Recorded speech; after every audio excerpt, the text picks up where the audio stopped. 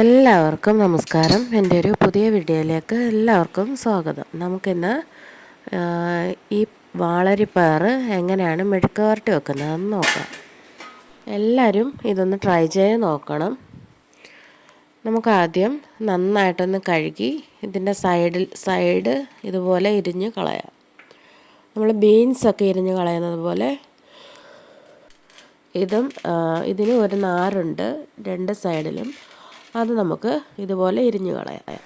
അതിനുശേഷം നമുക്ക് തീരെ ചെറിയതായിട്ട് കനം കുറച്ച് നമുക്ക് ഇത് അരിഞ്ഞെടുക്കണം. കണ്ടില്ലേ, ഇതേ ഒരളവിൽ നമുക്ക് വാളരിപ്പയറെല്ലാം അരിഞ്ഞെടുക്കാം. ഇല്ല, ഞാനിവിടെ എല്ലാം അരിഞ്ഞെടുത്തിട്ടുണ്ട്. ഞങ്ങളുടെ നാട്ടിലിവിടെ വാളരിപ്പയറെന്ന് പറയും. ഓരോ നാട്ടിൽ എന്തുവാ പറയുന്നതെന്ന് അറിയത്തില്ല. എല്ലാവർക്കും ഈ പയർ കാണുമ്പോൾ തന്നെ അറിയാം. അതിനുശേഷം നമുക്ക് ഒരു പാൻ അടുപ്പിൽ വെച്ച് കൊടുക്കാം. അതിനുശേഷം ഞാനിവിടെ പയർ ഇട്ട് കൊടുത്തിട്ടുണ്ട്.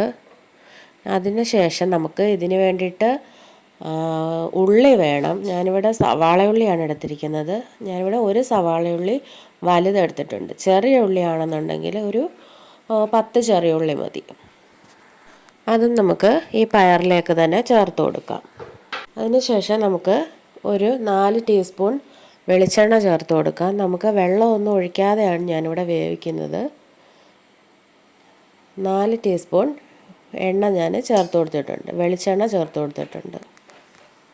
അതിനുശേഷം നന്നായിട്ട് നമുക്കൊന്ന് എണ്ണ എല്ലായിടത്തും ആവത്തക്ക രീതിയിൽ നന്നായിട്ട് നമുക്കൊന്ന് മിക്സ് ചെയ്ത് കൊടുക്കണം. ആവശ്യത്തിനുള്ള ഉപ്പ് ചേർത്ത് കൊടുക്കാം. ഞാനിവിടെ ഒരു 1/2 ടീസ്പൂൺ ഉപ്പ് ചേർത്ത് കൊടുത്തിട്ടുണ്ട്. അതിനുശേഷം നമുക്ക് 1/2 ടീസ്പൂൺ മഞ്ഞൾപ്പൊടി ഇട്ട് കൊടുക്കാം. അതിനുശേഷം നമുക്ക് അടച്ച് വെച്ച് നന്നായിട്ട് ഒന്ന് വേവിച്ചെടുക്കാം. ലോ ഫ്ലെയിമിൽ വെച്ച് വേണം വേവിച്ചെടുക്കാൻ. നമ്മൾ വെള്ളം ചേർക്കുന്നില്ല. നമ്മൾ ഒഴിച്ചിരിക്കുന്ന ആ എണ്ണയിൽ കിടന്ന് ഇത് വാടി വന്നോളൂ.